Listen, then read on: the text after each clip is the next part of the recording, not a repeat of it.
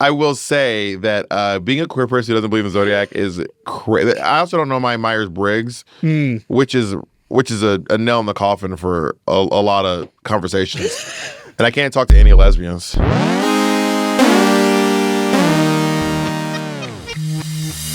This is Good One. I am Jesse David Fox, senior writer, Vulture, and author of Comedy Book. What is a drag queen's job?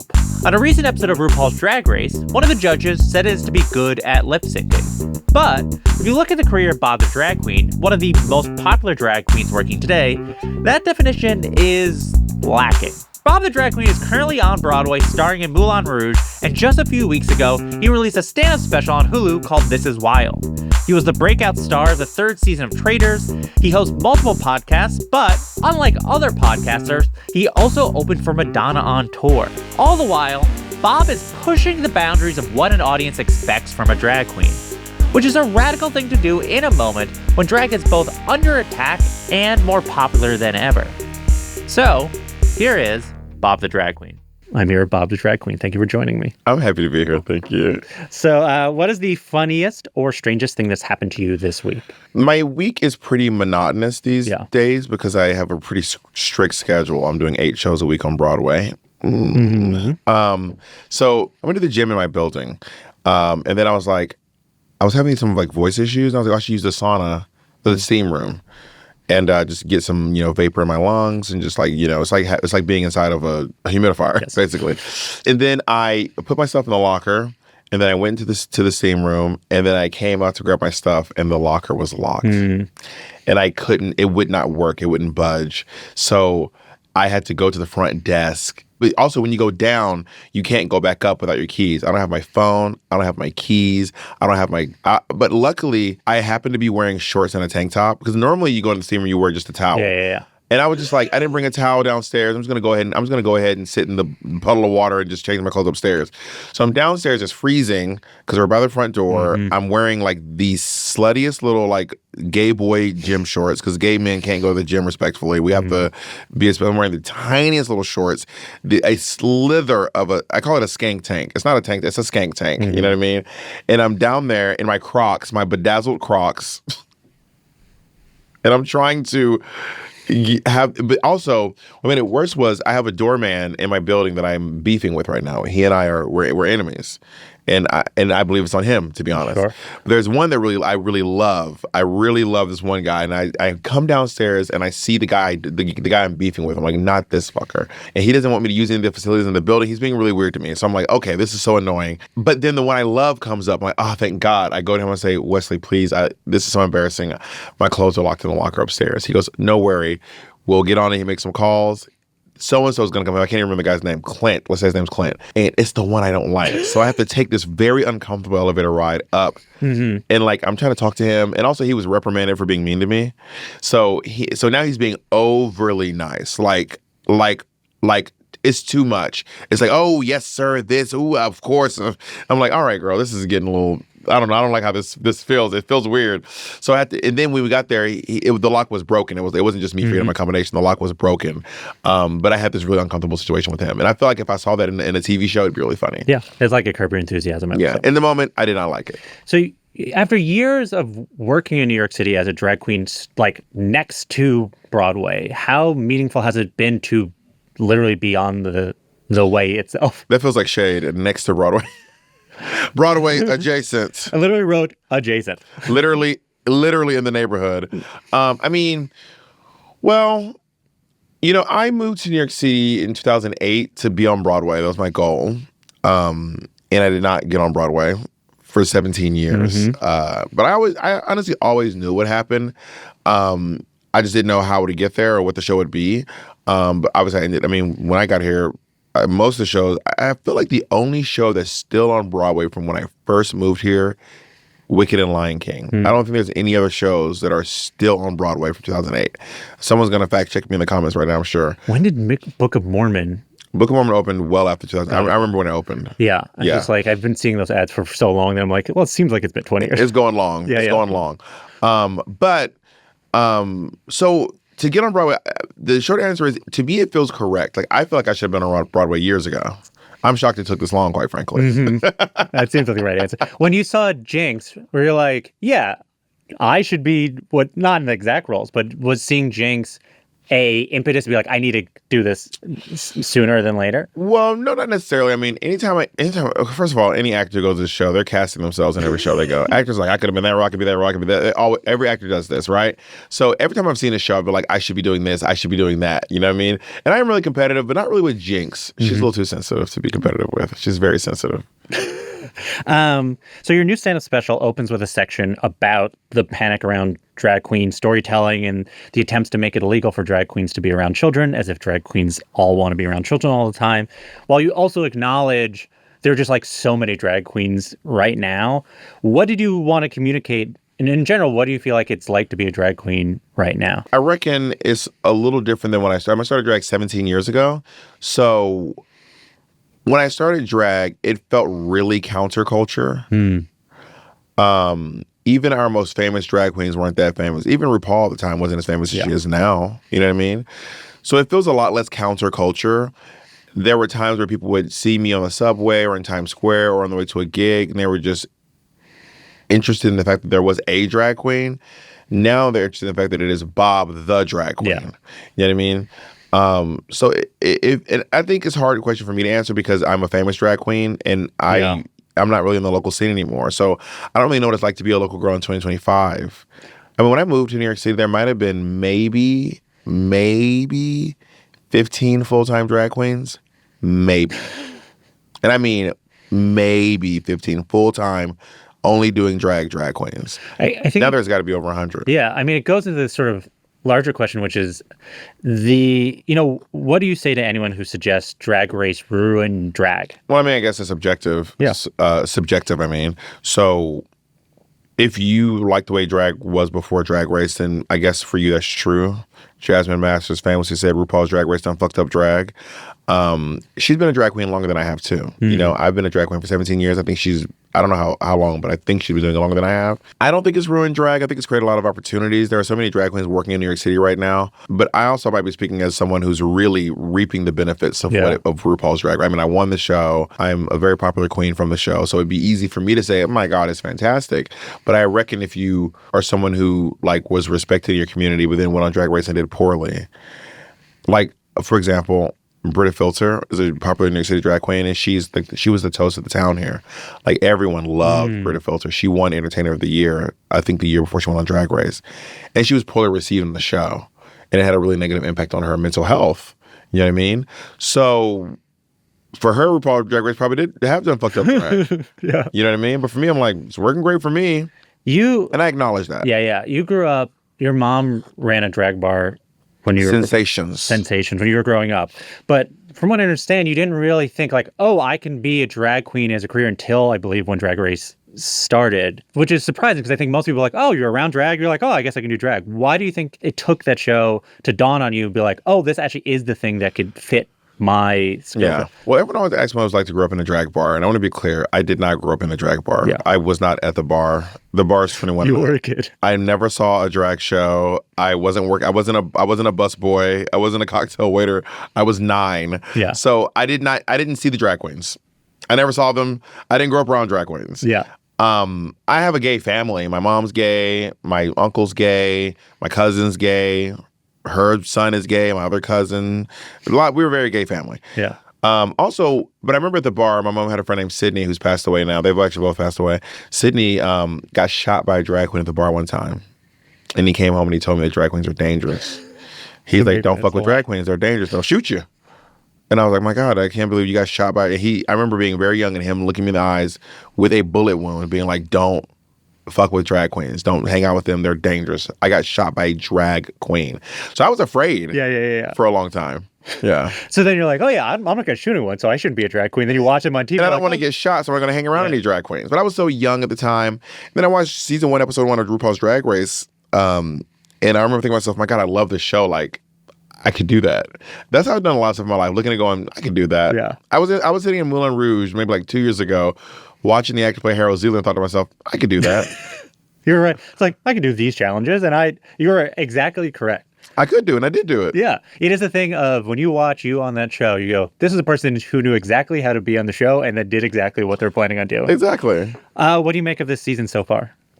I think it's pretty good. I'm really enjoying that the queens are not afraid to have a little bit of drama. Mm-hmm. There is an issue where Drag Race has become a little bit meta because now I wouldn't say meta. It's not, I mean, it is a little meta. So, like, Drag Race is kind of about Drag Race, but also the contestants are trying to, like, produce themselves. They're afraid of being perceived poorly by the fandom, which I want to say is super valid. But then you come off as disingenuous when people are watching you because they're like, you're producing yourself and this is not the real you. And we can, I'm not someone who believes like I can always tell. Yeah. I don't have like some intuition. I don't have like a truthometer. You know what I mean? But something about it is like off-putting when the queens don't want to be perceived poorly. Yeah. But also, if you're not doing anything you're embarrassed by, then just be yourself. I think part of it is this season, I think the narrative thus far is it's like everyone's either in the late 20s, almost everyone's in their late 20s or in their 30s. Yeah. And I think they just like know who they are enough that they're not like, they don't need to control how they're being perceived because they are. Well, I think Mia Starr is 40 or 41. Yeah. Yeah. So some of them are even past their 30s. How do you feel about that aspect? I believe you're 29. I was 29 on Drag Race. Yeah, I was 10 years ago.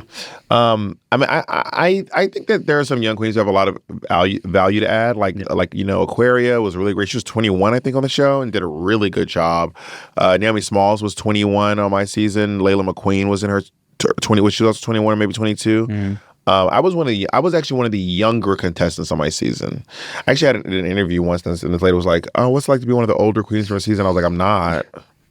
She's like, "No, I mean you've been doing drag like the longest." I was like, "I haven't."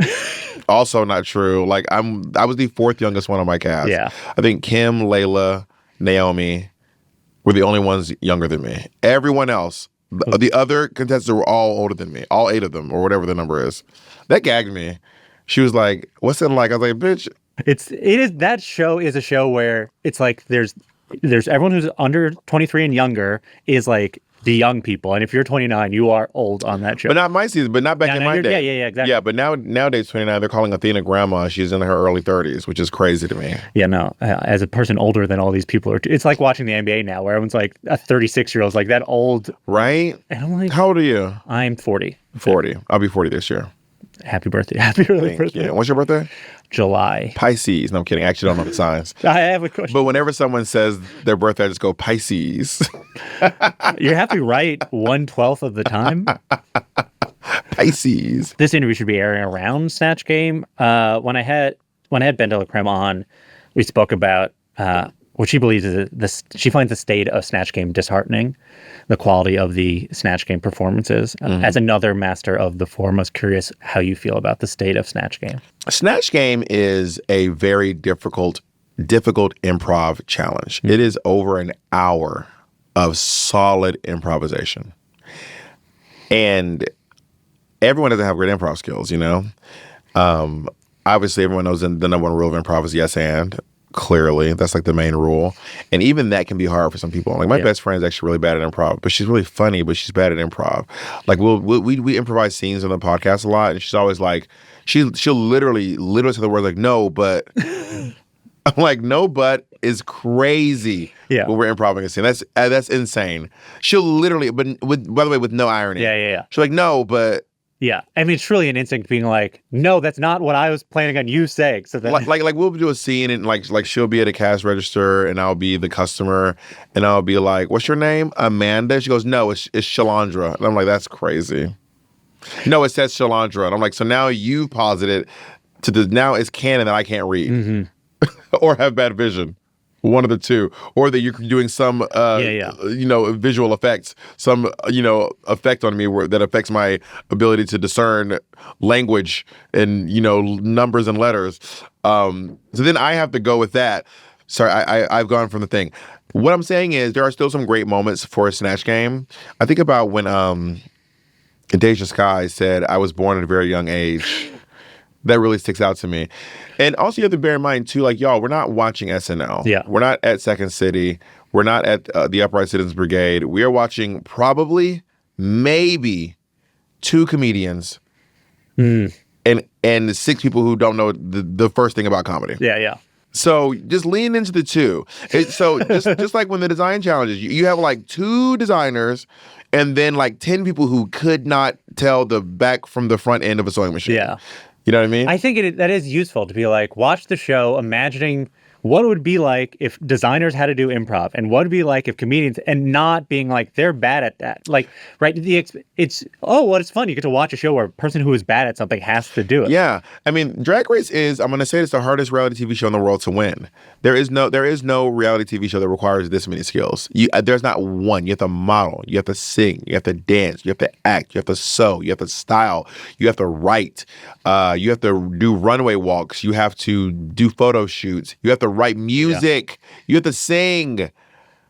This is insane. And then when you add in the All-Stars aspect, then there's a social aspect to it, where you have to like build alliances and not piss people off, you know? Yeah, but you were able to do it. Yeah. The thing is, I'm really good. I'm a really funny comedian. I can sing well enough. I can sew well enough. I'm a pretty good dancer. But it helps to really excel at something. Yeah. Or have at least a B+ in everything. So obviously, you'll forever be remembered for introducing the idea of doing 2 characters in Snatch Game. You started as Uzo Aduba in the Orange is the New Black character, and then at the last minute, you switched to Carol Channing. If you're trying to teach future generations, how did you approach that? Beyond just sort of the idea of, what if I do both? How did you prepare at all? How did you go like, these are characters that I can work within? Well, I have a deep love for Carol Channing. I've always had a deep love for my octoroon sister, Carol Channing. And I also have been doing this Uzo Aduba number in New York City for years. I had the wig already. I had the outfit already. And the truth is, I didn't decide until maybe the night before that I was going to do both. And I didn't ask. I didn't say, could I just I snuck the Carol Channing outfit underneath my outfit. I kind of just walked in with my hands like this. And then RuPaul goes, all right, it's the last question. Make it good. And then I was like, all right, I guess I'm going to do this. I just took off my thing, put on my new outfit, and I took a big risk, and I swung big. It could have been a big miss, you know what I mean? I've seen some where they do it and it's like decent. Like I saw when Bosco did it. One of my favorite things is Bosco, she looks at the camera, she goes, I'm Cher now. Like saying I'm now Cher is actually, I don't know if that's brilliant or if it's horrible. Like if she did it on purpose, it's brilliant.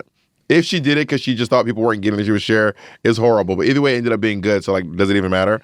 So yeah, I mean, I'm really big about asking for forgiveness, not permission. Especially if the we're just telling jokes here. You know, I'm not serving you food you might be allergic to. Are you still happy with your choices? If you can, not if you can do it again because it's 10 years ago. But if you go that was the correct. Not just to the 2, but to do those 2 people. Oh no, it was a great idea. I'm so glad I did it. It was honestly iconic, and I'm glad I waited I waited to the last minute. I didn't know RuPaul was going to say this is the last one. We had no clue. If she could have been like, all right, that's up. So maybe it was a little risky of me to wait so long, and then I heard RuPaul say, I was like, oh shit, now I gotta go ahead and switch out to my last outfit. And also RuPaul was in a bad mood that day. Why? Well, I think there was something going on with production. Something happened where the producers or the people behind the cameras kind of just forgot how Snatch Game works. They just kind of forgot how to do it. They were going out of order, and it annoyed RuPaul. So then she was on one, and then she had to go talk to them. And she was giving them a piece of her mind. So we're all sitting there while she's chewing them out behind the scenes in character. This is crazy. So while RuPaul goes away, Britney Spears is still going. And I'm still how would Uzo Aduba react to watching RuPaul? And I'm still it was crazy. Michael Jackson's up there going hee while RuPaul's chewing out a producer. In those moments, are part of you go is this the show now? Is this gonna? All I knew was I wasn't gonna break character. Yeah, those cameras were rolling, and I don't want them to cut a stitch of me being Bob broke character, It's been 10 years since your season. Do you have? It's been 11 years since we filmed it. Yeah. Which is even crazier. Do you have any memories or stories that are not even part of the big moments of the show or salacious or part of the challenges, but small things that when you look back at that time, you're that was what it was like when I was on Drag Race. It might be just a small thing. Well, I have one, and I'm going to just forewarn you, it's not a good story. That's fine. I literally almost wrote, do you have a boring short story? It's not a good story because I can't provide the proof. But during the Wizard of Oz challenge, when you get a challenge on Drag Race, there's a whole thing where RuPaul describes it to you, and then they shut down the cameras, and then a producer will come in, read you the rules, like the extensive rules, because it's a game show, so there's a lot of legality to it. And then you have to all be on camera being like, I understand, I get the rules, so you can't later be like, I didn't get it. Yeah. So we get these big descriptions for the characters, and the one for Glinda the Good Witch said, a beautiful, like, it was something like beautiful auburn ringlets flowing over the shoulder. Her hair was described as beautiful auburn ringlets flowing over the shoulder.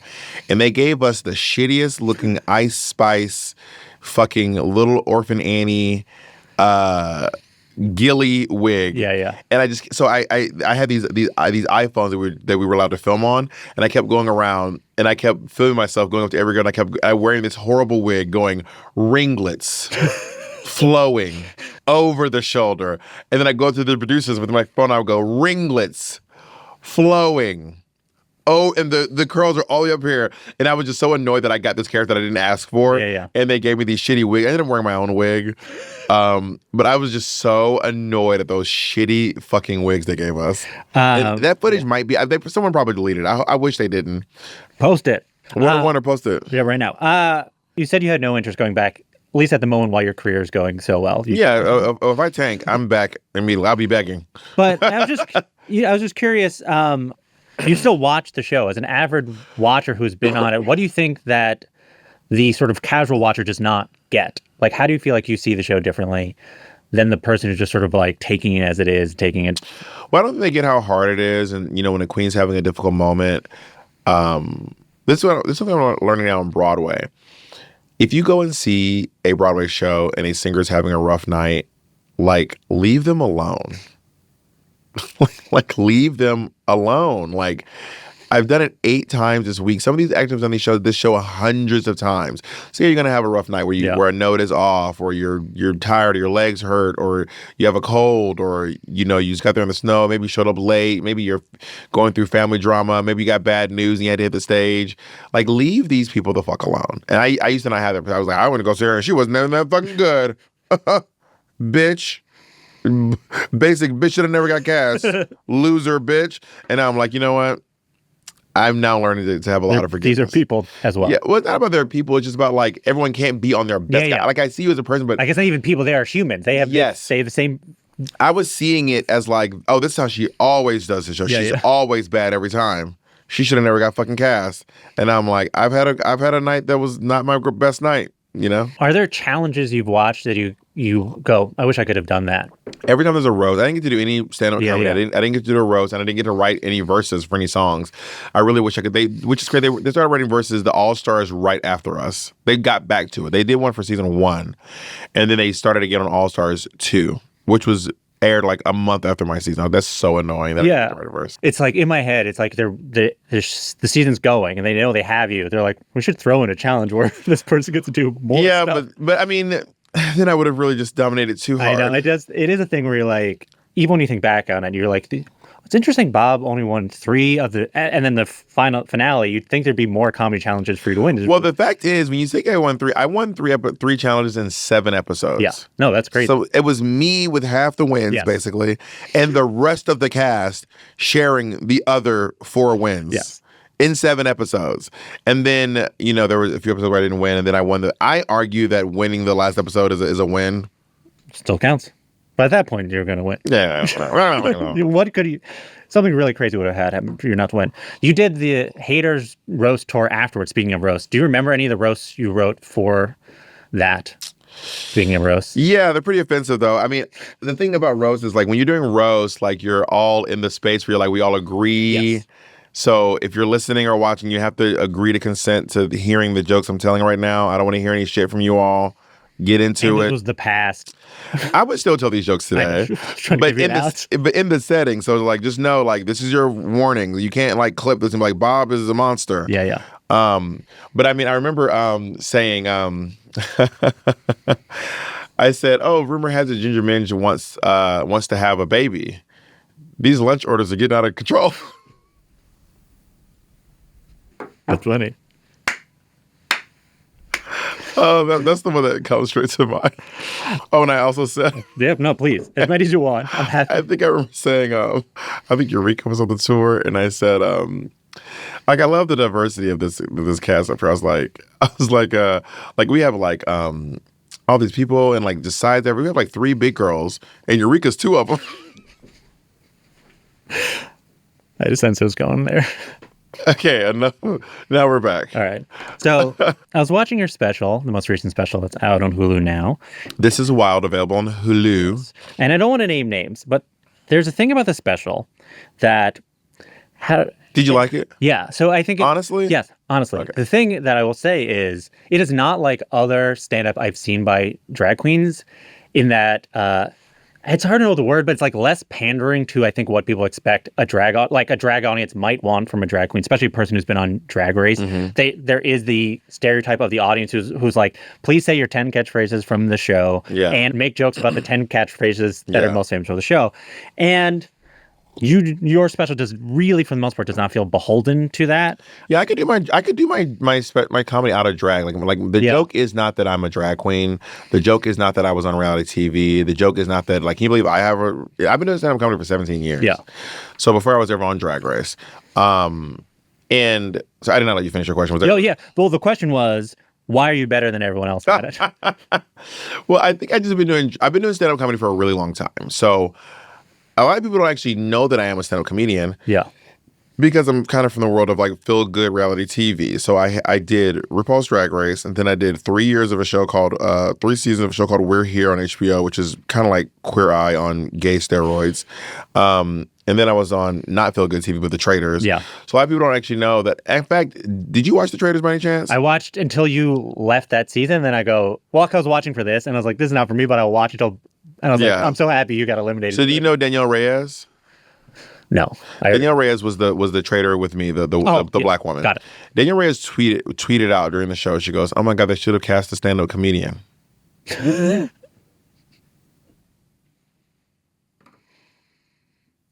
the fuck am I? Chop liver. That's how I show a lot of people they don't know that I do. They don't know that I'm a stand-up comedian, and like you do stand-up like at comedy clubs. Yeah, just like you'll do sets, just like and not a drag show. Even out of drag. I mean, I got past that Caroline's, R.I.P. to Caroline's Comedy Club, 2009, 2010. I've been at the Broadway Comedy Club, Comics Comedy Club, another club, R.I.P. to Comics Comedy Club. Like I was like on the streets, doing tickets, like the whole, like a tried and true stand-up comedian, like a real. Yeah, if you look at your website, it has comedy club dates. Yeah. So I think a lot of people a lot of people think that I'm like a person from reality TV who's like got into comedy. Yeah. Like I know that Nene Leakes was doing this for a while and Jonathan Van Ness was doing it for a while, but I don't think that they were doing comedy before they got into reality TV. Yeah, I think it is one of the many hustles that they try to tell influencery reality TV people to just do and see how long it can last while they can still make money off of it. And comedy clubs are always shocked that I'm funny. Like, wow, you're really funny. I'm like, well, I'm a comedian. This is crazy. So you'll do sets, I think, like say at the Comedy Store, not in drag, but I assume they're going like up next, welcome to stage, Bob the Drag Queen. Yeah, I still go by Bob the Drag Queen, yeah. So what does I've had a few friends introduce me as Caldwell if we're friends like that, you know?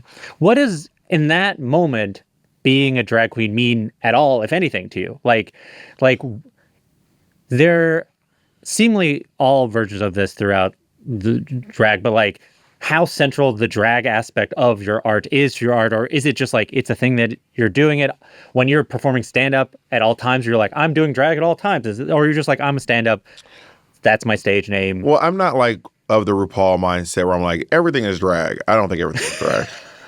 I'm sorry. It's a good philosophy to have. Yeah. But like, I just want to be clear that what me and fucking, JD Vance, we're not both doing the same thing. Yeah. We're not both doing drag. Yeah. And I get the concept behind we're all born naked and the rest is drag. Theoretically, it's a very sound philosophy.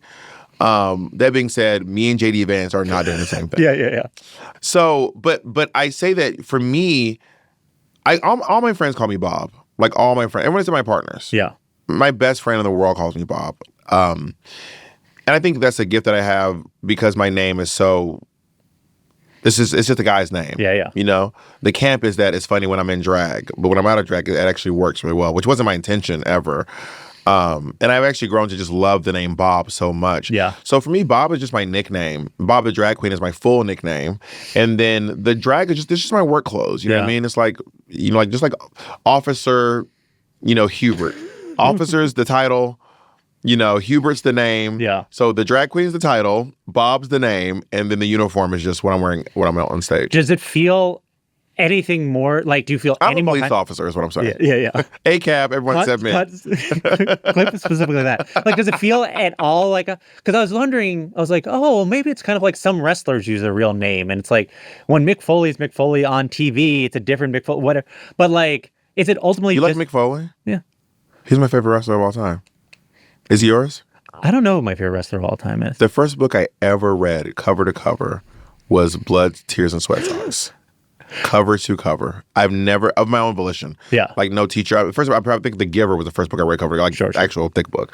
But of my own volition, buying it myself, no one asked me to read it, was Blood, Tears, and Sweat Socks by Mick Foley. I'm obsessed with him. So like, and I knew you like professional wrestling, and there is a version of that where it's like, oh, this is me, and you're like blending. But it seems like even for you, it's not that. It's just it's not kayfabe. Like where like I don't feel like wrestlers even do kayfabe anymore.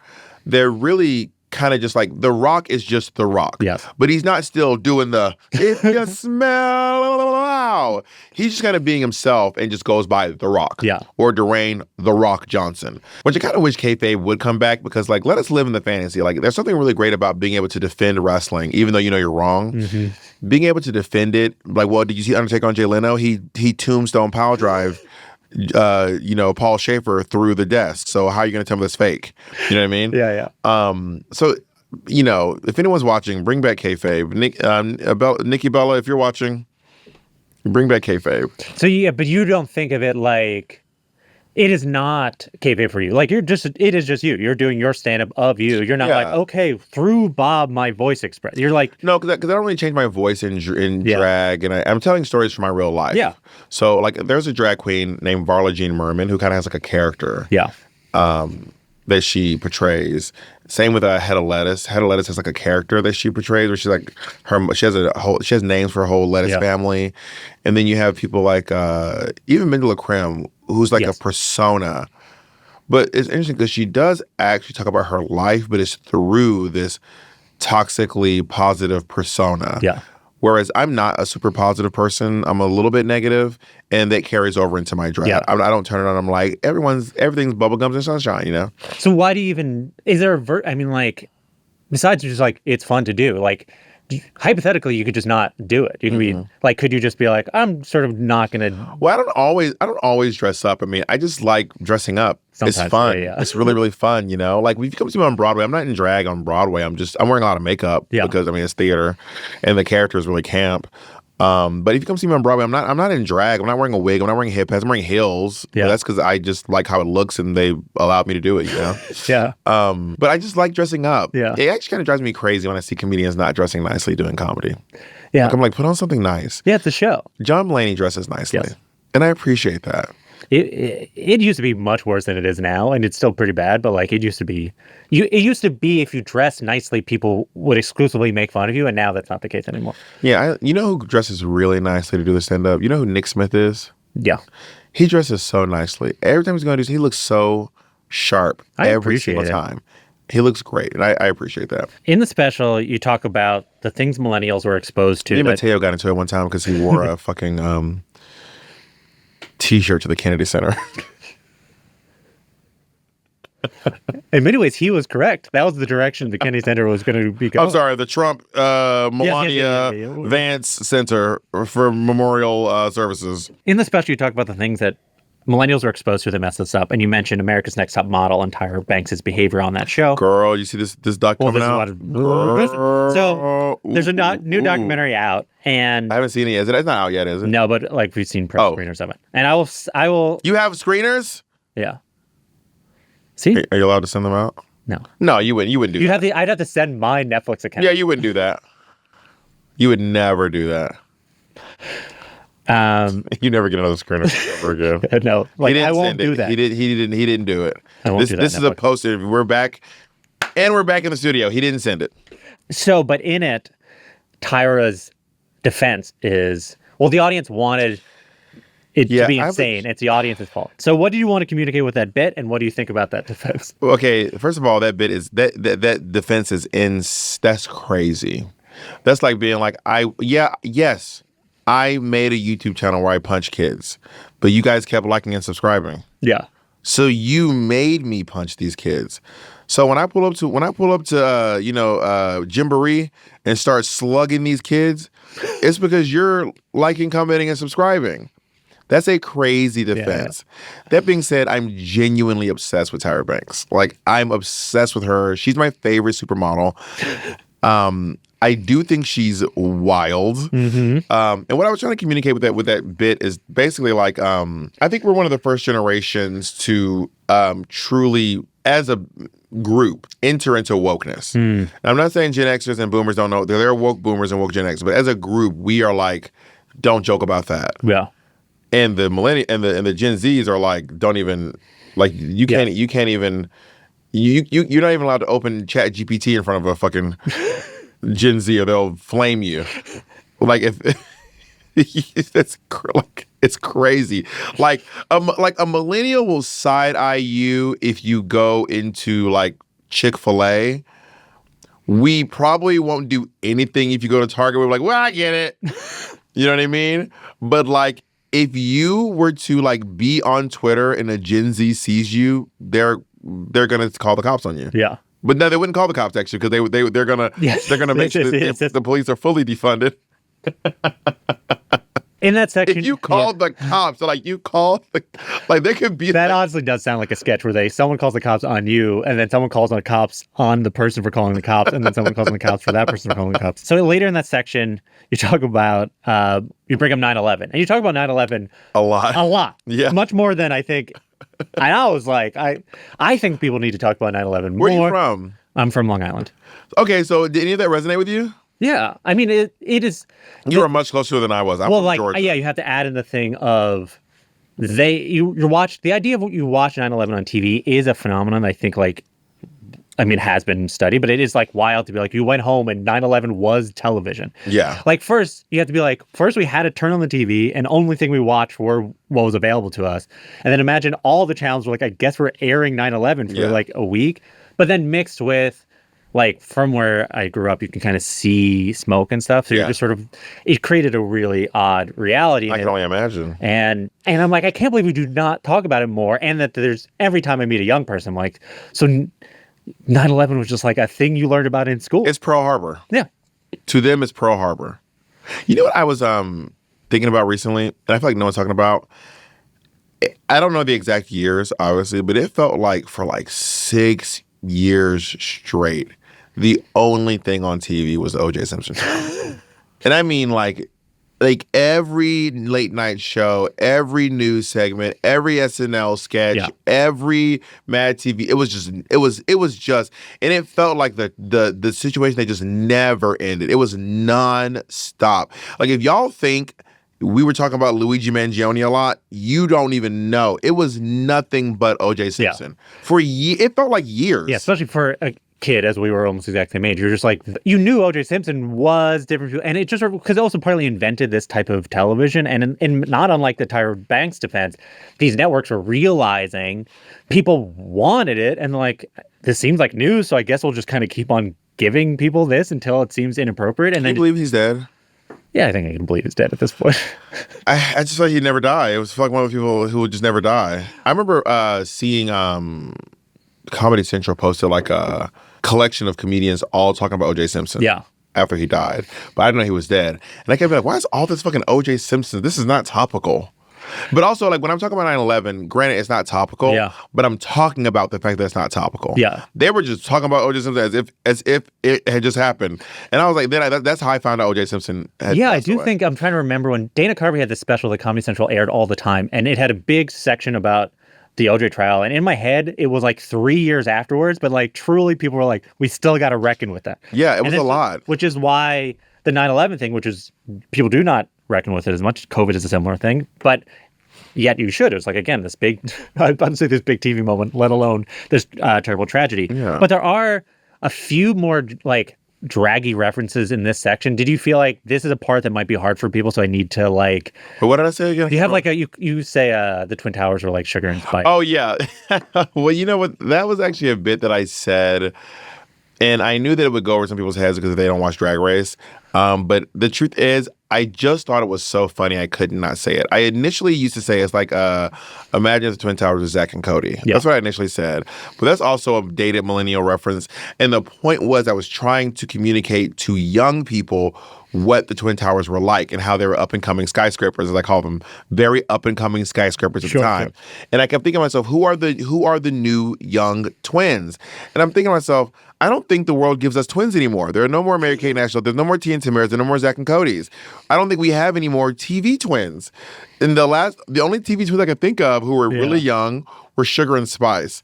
And I stand by this. Like, you know, I gotta say right now, if SNL can throw in a fucking Bob the Drag Queen joke, which they did a couple of weeks ago, then my Sugar and Spice joke wasn't that niche. You know what I mean? No. The thing about that section that remind me so much of like your work is, as I said, some drag queen stand. And the idea of Sugar and Spice being the Twin Towers. Yeah, it's very funny. A plane hits sugar in the air. That you call back is really good. But is not only is your stand-up like less, usually not pandering to sort of like drag expectations, is that often you have a fan base that is expecting one thing from a drag queen, and you're like, no, we're going to use this opportunity to deal with the trauma of 9/11. Yeah. Or instead of writing a memoir about like how fun it was to be a drag queen and blah, blah, you write a novel about Harriet Tubman where you like reckon with what the idea of freedom means to you. And there are other examples. What motivates these choices? Like, where does that instinct come from? Okay, well, rest in peace to this comedian, but years ago I met a comedian named Poppy Kramer, who was a winner of The Biggest Loser. And I never watched The Biggest Loser. And I remember watching her show, and she was so funny. God, Poppy Kramer was hilarious. And then at the end, she wanted to do some crowd service, some fan service. Yeah. So she would do this big chunk about The Biggest Loser. Yeah. And I just didn't get it. It wasn't funny to me because I'd never watched that show. Yeah.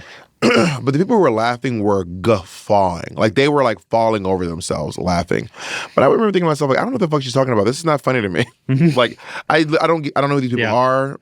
I have never heard of these people. I don't get it. All I know is you go on the show and you lose weight. That's all I know. When you start throwing out names and challenges, I'm lost. And I was like, I don't want that to be my audience. I don't want my audience to be lost because I have fans from different places. I have fans who know me from Drag Race, who know me from We're Here, who know me from the Madonna tour, who know me from Broadway, who know me from Dungeons and Drag Queens, who just know me from Simple Robbery. Some people just know me from social media. Yeah. They just follow me on, TikTok or something. So they're not familiar with if I make a joke about Thorgy, it's gonna really go over their heads. Yeah. But who the fuck is Thorgy? No, literally. Sorry, Thorgy. That was so uncalled for. See, that was fan service. That was a little bit of fan service there. But also, like, when I started writing comedy, it wasn't about those things. It was about my experience, my observations around me. I like talking about religion. I like talking about being black and gay. And I just find it's more relatable, that stuff. And I also just have more mileage out of it. Because bear in mind, Drag Race was a month and a half of my life. Yeah. How much content could I really drain out of it, I always think of you, well, I'll put it this way, which is like, it seems like part of you also wants to sort of like be more confrontational to the drag audience. And the example I think of, and this is the first I ever heard of you was, if I remember correctly, before you were on Drag Race, a colleague sent me the Slave for You lip sync. Yeah.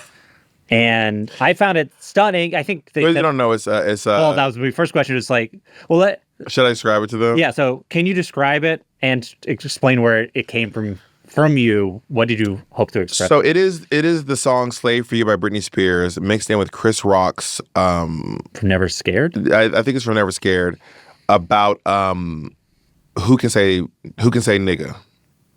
And I keep cutting between Chris Rock and Britney Spears, and it culminates into this great big moment where Chris Rock is like, does this really absurd scenario, allowing a white person to say nigga under really, really small parameters, and I found that really funny. And then I thought there was something really interesting about like confronting the audience with offensive imagery. Yeah.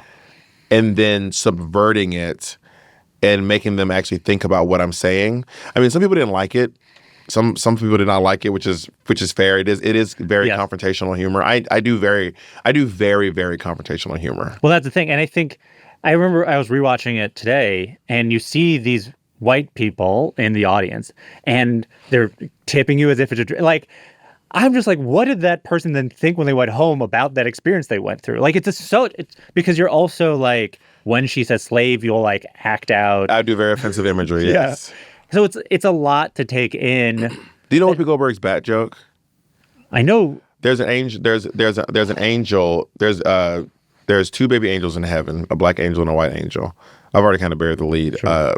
I didn't bury it all actually. And the white angel says, "Oh my God, I love these wings, and I get to fly around you and sing all day. What am I?" He goes, "Oh, you're an angel, my child." And he goes, "Oh my God, thank you." And then the little black baby goes, "Am I an angel?" He goes, "Nigga, you a bat." And then, so Whoopi Goldberg would tell that joke, and then after she tells it, the audience laughs, and then she just pauses and she goes, "Now, why did you laugh?" Yeah. That's so smart to me. It's so confrontational, and it makes you think. And it's not making you feel bad for laughing. It's just asking you, why did you laugh? Yeah. Yes, it is confrontational, but it's not an accusation. Yeah. Every confrontation isn't an accusation.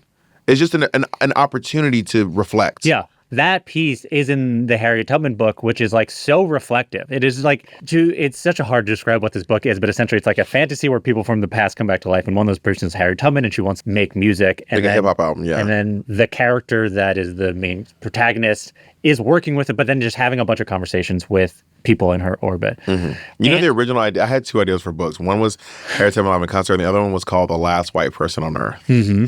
And I had this idea where I was going to write a story about we live in a post-apocalyptic world where no one is any race. Yeah. Everyone's Zendaya. Everybody's brown.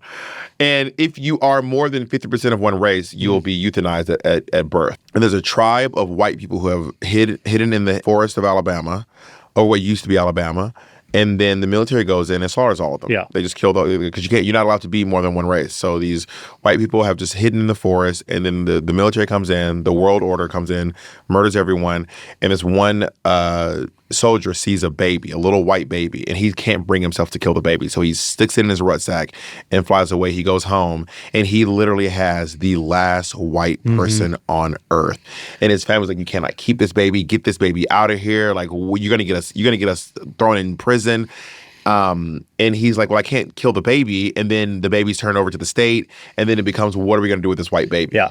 It's basically the line, it's Jungle Book. Yeah. But what do you do with Mowgli? Like Shere Khan is being like, you don't want a man living among you. I'm telling you right now, he's going to grow up, he's going to be evil. Yes. You cannot have this man living here. He hunts you.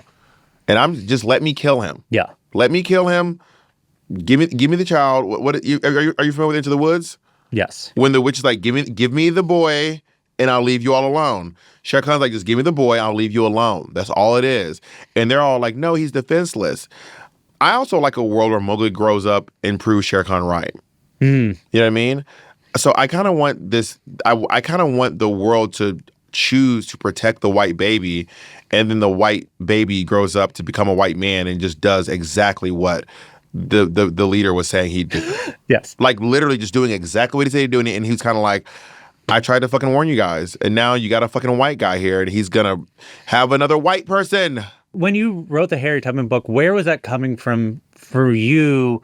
This person who's working actively as a comedian and doing these different tours, that you're like, I'm going to put the effort into making this thing. This is like less about the commercial fact of like it was a bestseller, but like artistically, what were you like, I want to work on this? Well, I was offered to write a memoir, but I wouldn't read my memoir, so I wouldn't want to write it, to be honest. And I just don't want to create art that I don't want to consume, you know? So I was actually writing it as a play first when I was working on Angels in America in Berkeley, California. And I was writing it as a play. And then when I got the opportunity to turn the IP to get a book, I was like, I'm just going to shift the IP over to the book, which I think actually is going to make the play better. Once the play is up and running, I really think it's going to be epic and major. And if you read the book, you'll know, like, there are funny moments. The book is humorous, but it's not like a slapstick comedy. It actually, when you hear it, it sounds like an SNL sketch. Yeah. Harriet Tubman comes back to life and writes a hip hop album. But when you read it, it's actually I go over some real stuff in there. Yeah. And we as the people get to explore, survivor's guilt and what freedom means and how the goalpost is constantly moving for freedom. So once I do turn into a play, I don't want people to think it's going to be like Oh Mary. It's not going to be like Oh Mary. No. You know what I mean? Which Oh Mary has its merits as well, outside of the ridiculousness. But Oh Mary is pretty absurd. Yeah. And my show is absurd too, but it's a little different. No. It's not quite Hamilton. It's somewhere between Hamilton and Oh Mary. Yeah. Oh Hamilton. That's a good way of pitching it. There's one of the things that it talks about. There's a long section where three characters talk about religion and God and not believing God is a theme that runs through both all of your creative work, but also even through Traitors. That's like a major part of your arc in that. I'm really preaching the gospel of anti-gospel. Yeah, it's fascinating. Can you talk about losing your faith or realizing religion was not for you and your desire to, as you say, preach the non-gospel? I think that Christianity is really oppressive to Black people. This is honestly my main reason, and for queer people too, who are non-Black as well. But do you know who Mika is, the singer? Yes. Mika has a song, and the lyric says, "I was born in that summer when the sun doesn't shine. I was given a name that doesn't feel like it's mine. I was living to be the good boy I was told I should be, and I prayed every night to a religion that was chosen for me." Something about him saying, "I prayed every night to a religion that was chosen for me," is how I feel Black people in America and on the continent of Africa and in Brazil and in the Dominican Republic and in Haiti and in France and in Canada are existing with Christianity. It's a religion that was chosen for us, and it's really oppressive to us. And if there is a God, if I'm wrong and there is a God, what I can say definitively is he's racist. I'm just saying that right now. If there is a God, he's a racist.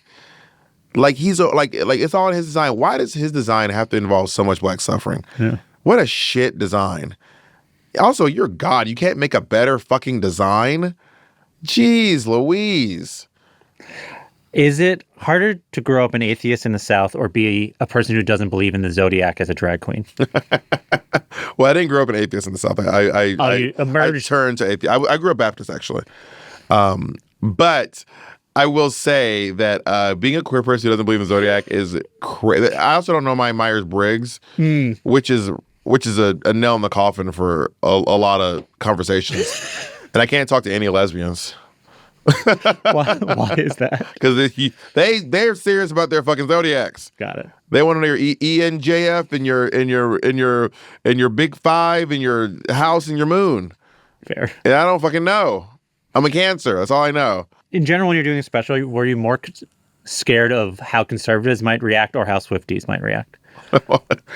I wasn't afraid. I did get doxxed by a Swiftie the other day, actually, though. Did I tell you that? I didn't tell you that. I got doxxed by a Swiftie. I told a joke about how I compared my feelings toward Taylor Swift about my feelings toward children. Yeah. Which actually, I thought the joke wasn't mean to children or Taylor Swift, actually. I was honestly surprised how nice you were to Taylor Swift, but you weren't directly mean to the group of people who would react to the joke. And then what ended up Swifties. It was about Swifties. It wasn't about Taylor Swift, it was about Swifties. And then the Swiftie online was like, "I watched your special, it was funny, but it was like, my advice to you is watch what you say about Taylor Swift." And I remember being like, "What?" And I posted a meme of Monique. Yeah. And it was her going, "Even if you get mad, even if you get offended, so what you gonna do about it? Because I promise you can't beat my ass." So I posted that. And then the guy goes, "I'll dox you." And then I got a phone call that night from like some random country ass, like, "Hey, y'all," like someone like some like dick licking fag from Tennessee who was like, "Hey, this my drag queen. I know it's you." And started texting me. I was like, "Girl, if you don't get the..." So like, I mean, my Taylor Swift doxing was really, so I got one phone call. Yeah. I mean, this is this is the Barbra Streisand effect. Yeah. So Yeah. I'm sorry already for that. Well, I kept thinking to myself, I was gonna be like, should I talk about being doxxed by the Swifties? But I was like, maybe not, because then I'll have the Barbra Streisand effect. But I don't know. We'll see. We'll see. And then I've made worse decisions in my life than talking about this. I don't know if I'd call it special, but it really was enjoyed, or not enjoyed. I really admired the Dead Moms Club special. Oh, the Dead Moms Comedy Special, yeah. Yeah. The Dead Moms Comedy Club. What I really admired was you created a context for this to be talked about, how all the comedians who were part of the special had their moms died, to talk about it. Can you talk about doing that special? What did it mean for you to do it? So I released it on the 1-year anniversary of my mother passing away, which was Mother's Day, 2024. And I'm just one of those folks who, I mentioned in the special how I could not shut up about my mom being dead. Yeah. Like, it was all I could talk about forever and ever. Like, I would tell anyone.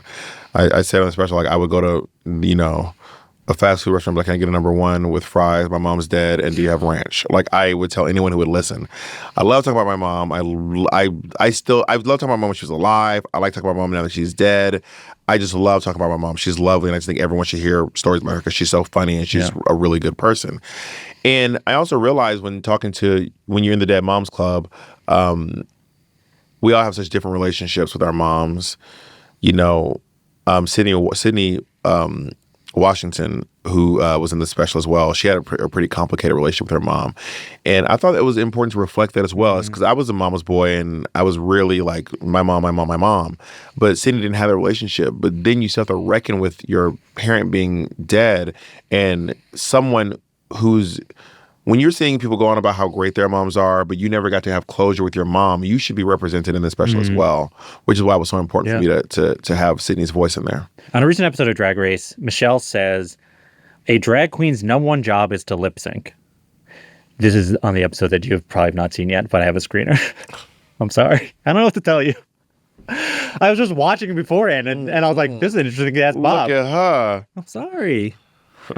I could probably send you the Drag Race. No, I used to send. No spoil. I don't like Drag Race spoilers. All right, this is just this. Can I already? No, that's fine. It's fine. This is literally. No, this is fine. This is fine. All right, cool. I haven't watched the rest of the episode. I don't know what happens. Anyway, so on a recent episode, someone dies. Yeah, that's what it was. RuPaul literally goes, "No, for your life, for real this time."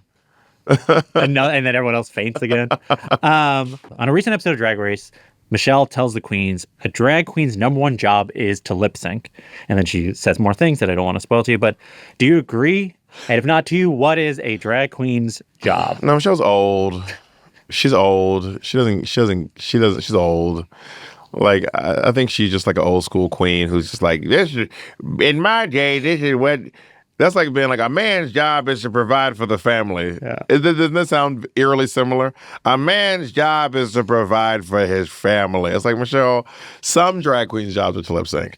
I don't do a ton of lip sync anymore. I still lip sync from time to time. It's been a long time since I've done like a proper lip sync or a full lip sync show. But I mean, but I get if you like that kind of drag. I did that kind of drag for years. Yeah. You kidding me? It's amazing.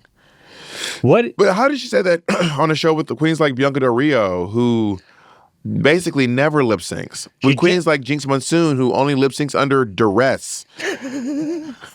You know? I like the idea of having to lip sync under duress. That's what she does. I don't know. You'd have to ask her. I don't know her. But she's old school, you know? Yeah. It goes to why I wanted to bring it up. It's like, so it's like you do stand-up, you're on Broadway, you wrote this book, you make music, you're on TV shows, you're on reality competition shows. Like, I'm not even doing my #1 job, according to Michelle. What is the Bob the Drag Queen project? Like, as you see what your job is, like, how do you even think about it? How do you know, like... I love to entertain people. Yeah. Like, I really love to entertain people.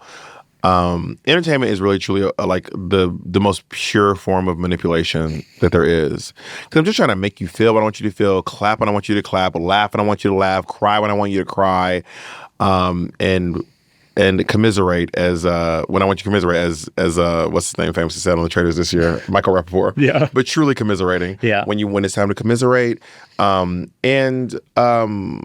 So I always wanted to be an entertainer. My whole life I've wanted to entertain, and I just happen to really love dressing up. I just really like dressing up. I do. I love it. It's fun to look nice. Yeah. You know, I mean, despite what I do want to say, I do want to stand up because I want to show you guys my pants because you're probably thinking this bitch is wearing a hoodie and some fucking and a cute do-rag, but I just want you to know I am wearing cute pants. That is fair. They're very cute. I was sure that these would make it on camera at some point. That was part of the deal. As I'm talking about how much I love to dress up and I'm wearing a fucking hoodie.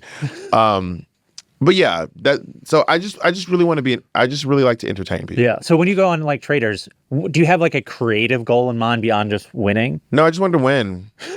I just wanted to win and be myself. And have fun. I wanted to win, be myself, and have fun. Yeah. Yeah. You won the season other than the fact that you didn't win the season. I mean, I say this a lot. I was mentioned in every episode of this season. Literally, I was mentioned in more episodes than some people who won the show. Do you have memories from that experience? Again, like the Drag Race question of like, they're not the big memories. They're just like, you're on. I remember Ron Funches was talking about like, you're just there for so many hours. Do you have small memories of like, this is how you remember that experience? Well, Traitors is kind of tainted for me. It was brutal. It was really brutal. My mom died 2 weeks before I did the Traitors, so it was really brutal for me. I think the memory that honestly comes to mind the most is the ambulance coming because I thought I was dying. I was having such a severe panic attack that I thought I was dying. And I thought to myself, God, I'm going to die in a hotel in Scotland. I was like, this is crazy. I remember thinking to myself, like, I'm going to die in a hotel in Scotland. I cannot believe this. And then I found out I was just having a panic attack. That is honestly my main memory. Yeah. I don't think I've told that too many times. There are other like little mundane moments, but that is like my main memory is having an ambulance come and tell me that I might not be able to fly home because I thought I might have had there's a term when your heart has a thing, but I can't remember the name of it. But it's like you can't fly. A pulmonary embolism. Yeah. They're like, you might have it's either a panic attack or it's a pulmonary embolism, and we can't clear you to fly home until we know you don't have a pulmonary embolism. Is this after you already were eliminated? Eliminated, yeah. So you're just there, not on the show, having a panic attack. Yeah, I had a panic attack. I was banished from the castle, and then you're basically sent to a different location, completely sequestered from everyone. And I remember kind of being at peace with being banished, and then we're driving down the Highlands of Scotland, and I'm like looking out the window at all these like cows and sheep and like pasture, and then I just started getting this like my heart starts beating like really fast, like it was like, and then I started like sounding funny, like it sounded like I was hearing through like some weird filter.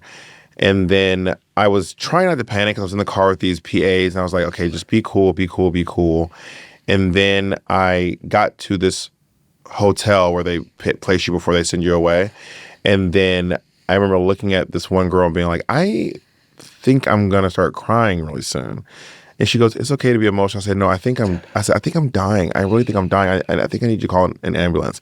And I was trying to hold it together, and I was like, the most panic I've ever felt in my life. Yeah. And then I got into my hotel room, and then I just like completely crumbled, like uncontrollable sobbing, just like tears, snot, like Viola Davis level, Oscar-winning snot, just like, and then the EMTs come up with their thick Scottish accents.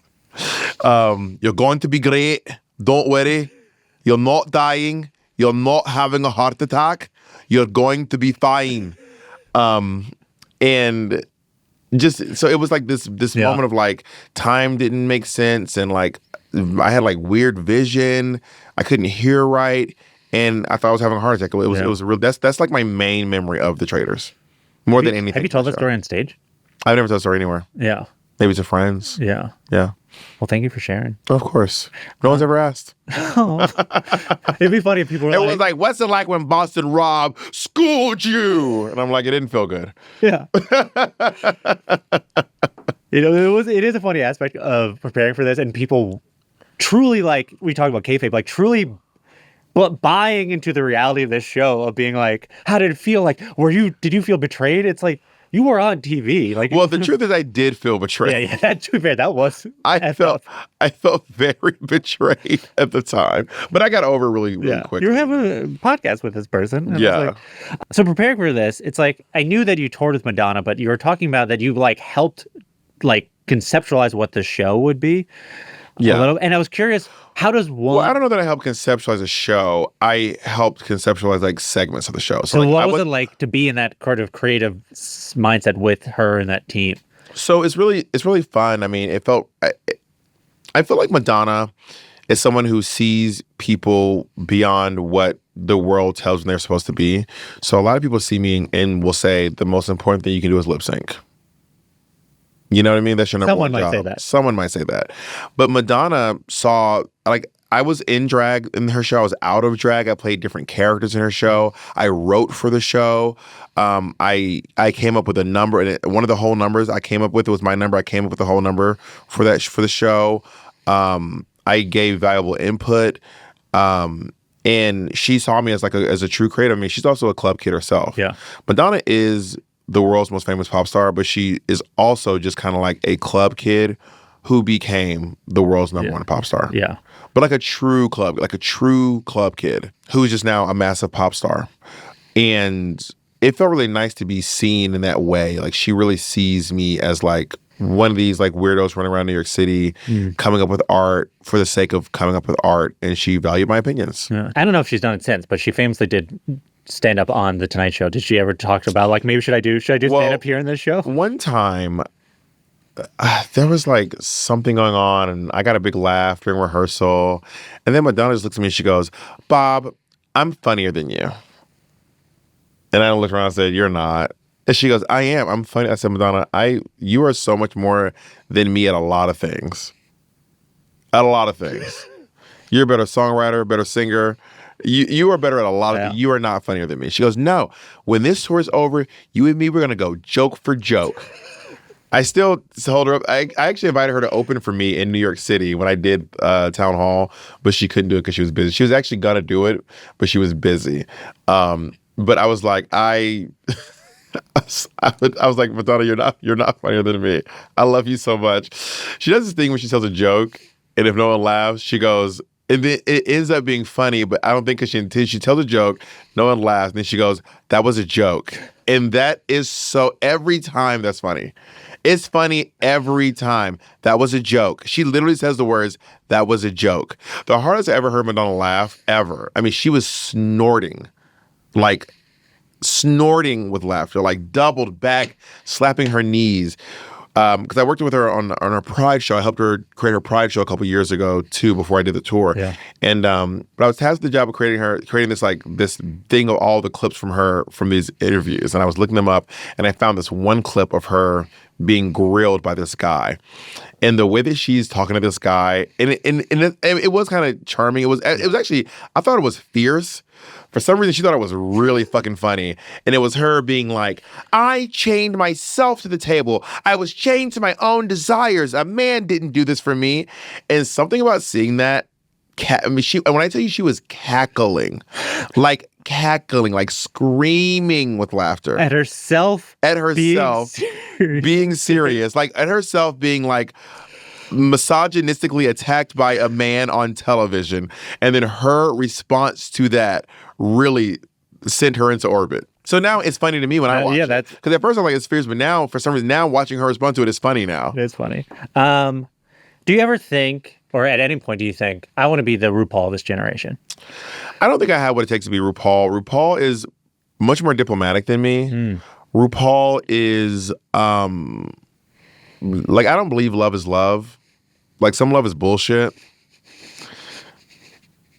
I don't think everything's valid. Sure. I mean, your feelings are valid, but like, I don't believe you would never catch me saying everybody say love. Yeah. You will never catch me saying that shit. That doesn't even sound right. Everybody say love. You gotta get the fuck out of here. Like, hell no. I would honestly, if I could be of this generation, I think the ship sailed a little bit, but like, if I could have been like the Whoopi Goldberg of my generation, like, I look up to her so much. I love how tenacious she is. I love how she doesn't care if she offends. I love how she is confrontational with her art. I love how she inspires. I love how she beat all the odds. Yeah. With all the odds stacked against her, somehow she prevailed. She truly overcame her circumstances. She's a girl from the projects of Chelsea. But not new Chelsea y'all are seeing today. No. fucking 70 years ago born in Chelsea. You know what I mean? And she's just like so fierce, and like watching her dominate as a kid. 'Cause I also I look like Whoopi Goldberg. If I told you Whoopi Goldberg was my mom, you would believe me. I used to dress like Whoopi Goldberg for Halloween. And people are like, "Why you look real like Whoopi Goldberg?" We both don't have eyebrows. And growing up hearing people like, it was a big thing in black comedy to just call Whoopi Goldberg ugly. It was huge, and I believe a big part of that was probably because of the line in The Color Purple, "You show is ugly." It's a big line. Her character is meant to be unattractive, and then Suge Avery says, "You show is ugly," so it kind of became canon that Whoopi Goldberg is ugly. And imagine seeing someone who looks like you, and everyone's like, "She's so ugly." And specifically the specific traits that she shares that you have, the dark skin, the wide nose, the big lips, that's what they're calling ugly. Yeah. So you're watching everyone say it, and you're kind of like, whoa, this is crazy. And then as an adult, I got to go back and look at pictures of Whoopi Goldberg, and she was never ugly. Whoopi Goldberg she's stunning. Objectively. Yep. I think she's objectively stunning. I don't mean like I see, like, what did Elphaba say to what did Fiyero say to Elphaba? "I'm just seeing things differently now." Not like that bullshit, which by the way is not a compliment. If you say you're beautiful and then I say you don't have to say that, and you go, "No, I'm just seeing things differently," I'm leaving. Yeah. I'm calling my car. I'm getting out of here. I'm putting my clothes on. But I think Whoopi Goldberg is just an objectively gorgeous woman, and I cannot believe that I let the world convinced me that her and I were ugly. Yeah. So now it's time for the final segment of the show. It's called the Laughening Round. It's like a lightning round, but because it's comedy related, we call it the Laughening Round. Thank you for explaining that. Sure, yeah. I've done it 300 times. You explain it every time? Yeah. I don't think you have to. I think you can just call it the Laughing Round. Honestly, this might be the last. Honestly, I was thinking this might be the last time I say it, because we might change the name of the section. Or you could say we call it the Laughing Round and we do it lightning fast. Yeah, but we don't. As you'll see, it's not, there's, maybe the questions are shorter, but for the most part, they're teeing you up for as long of answers. I think what you should do is you should do the next one. Don't change the name. Just call it the Laughing Round. And never explain it. And I bet they'll get it immediately. I was considering just calling it the last section, but we'll see. The laugh section? But again, that's the same and you problem. Have to explain it again. Yeah. I think you created a problem out of nothing. Please keep this in the episode, by the way. This is great stuff. This is it. We should put it at the front. Cold open. Do you have a favorite joke? Like a street joke? Or like a dad joke or a knock-knock joke? Yeah, I do. I was walking down the beach, I think like Brighton Beach, actually, and I saw... Because I don't really like beaches, actually. So I was kind of get out of there. And it was kind of cold. And I saw a lobster and a clam making love on the beach, which was crazy to me. And I was like, okay. And in all of it, I did stop and watch. I stopped to look. And then next thing I knew, the lobster kind of scurried away, finished his deed. I think the lobster was the guy. And then scurried away. And then I was just kind of curious. So I went up to the clam and I said, "I'm sorry. I have to ask." Because normally I would assume it'd be like a clam and a clam, or like a lobster and a lobster, maybe a lobster and a crab. But like a lobster and a clam? And she goes, "Oh, well, my dear, you have to understand. When he comes up behind me and takes one claw and puts it here and takes his other claw and puts it here. My pearls. My pearls!" That's one of my favorite jokes. Top three. I was like, I do not know where this joke is going. Do you have a short story of an interaction with a legendary comedian, living or dead, you're willing to share with us? Yeah, I met Judah Friedlander at Caroline's Comedy Club years ago, and I was doing a Colin Kane show. He had a show called Wrong Side of the Brain at Caroline's. And Judah Friedlander, you know Judah Friedlander? Yeah. He comes to me. For those who don't, he's 30 Rock, the guy with the guy with the hat, world champion. Yes. And he came up to me, at the time my drag name was Kitten with a Whip. He goes, "What's your name?" And I said, "Oh, Kitten with a Whip." And he goes, "Man, what's your real name?" And I remember being so annoyed. And I said, "What's your fucking real name?" And then he goes, whatever. And then he walks away. You know, it's very different than usually these stories go, but I appreciate it. I also one time went to, years ago, Tracy Morgan said that if his son was gay, I meant to ask you about he would stab him to death. Yes. And then he got booked at Caroline's on the day of the Gay Pride Parade. This is when I was really in my like activism era. So I went to the show in full drag, and I had this big poster with me. I had left the parade to come to the show. Had this big poster with me, and he got like maybe like 5 minutes into a set, and I walked up to him and I handed him the poster, and he unrolled it, and it was a picture of a kid who had been stabbed to death because he was gay, and then he put the poster on the chair and started making jokes, but his security guard was behind me, massive man, big man, and I'm not tiny, to be clear. This man was humongous, and I had this confetti cannon that I had emptied out all the confetti, and I had packed it with fine glitter. Because back then, glittering homophobes was a big thing. Yeah. And I was going to take the confetti cannon out and just shoot him right in the face with the confetti cannon, but I chickened out. Because the security guard was behind me, he would have fucking beat me up. Yeah. But I kind of wish I had hit him with the confetti. I kind of wish I had done done it. it. Like in the New York Post. I mean, I feel like today, if you told the story, Tracy Morgan would not remember that happened. I could meet Tracy Morgan and nothing would happen. But if I had hit him with that confetti cannon, he would have never forgotten who I was. He still would have the glitter on his face. I wish I had hit him with the confetti. I mean, it would have been assault. The truth is, that is the problem. if you want to confetti someone, just so you know, shoot it above them. Yeah. Don't shoot them in the face. Yeah. Do it above them. It'll still get on them. I assure you. They will still be covered in glitter. If you want to glitter someone. That's useful advice you're providing to the future generations. What's something that some people think is comedy that you think that is not comedy? I do not have this mindset. You know, whenever someone does something mean, like, that's not even comedy. Comedy doesn't have to be funny. It just has to have the intention of being funny. Now, I believe there are some bad comedy or things that I don't laugh at or I don't think is funny, but that doesn't make it not comedy. Comedy is not this like thing that's like so prestigious, and for it to even be considered comedy, you have to be the upper echelon. And I don't consider this vile comedy. Like, you know, it's still comedy. It's just not good. Yeah. Like, you know, food can be nasty and still be food. Yeah. So I don't have that mindset. Do you have a joke that you really believed in, but it never worked, but you'll go to a grave being like, I was right, they were wrong? Well, there's a joke I tell. I mean, there are jokes I tell all the time, like in my day-to-day life that no one ever laughs at, but they make me laugh, you know what I mean? Like, for example, I'll if I'm about to take a shower or a bath, or if I ever have to reference the fact that I'm taking a bath or a shower, I'll always go, time for a monthly bath. Or I'll say, you know, I take a bath once a month, whether I need it or not. And I usually don't. No one ever laughs at that, but I think it's funny. No one is. You're the first person to ever laugh at that joke.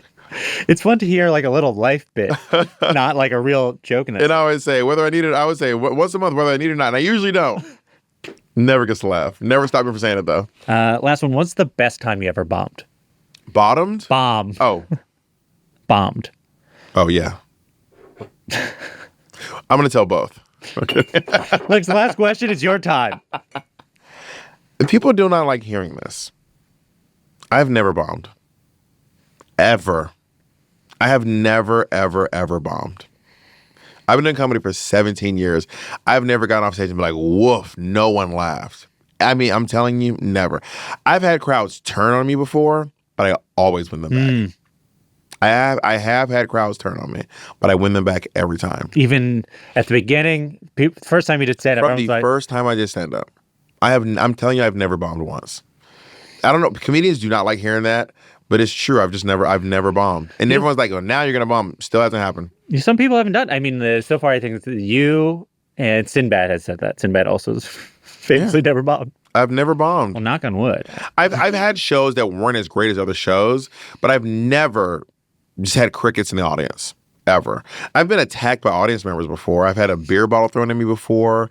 I've once body slammed a twink at Hardware because he grabbed me during a show. So I've had actual fights.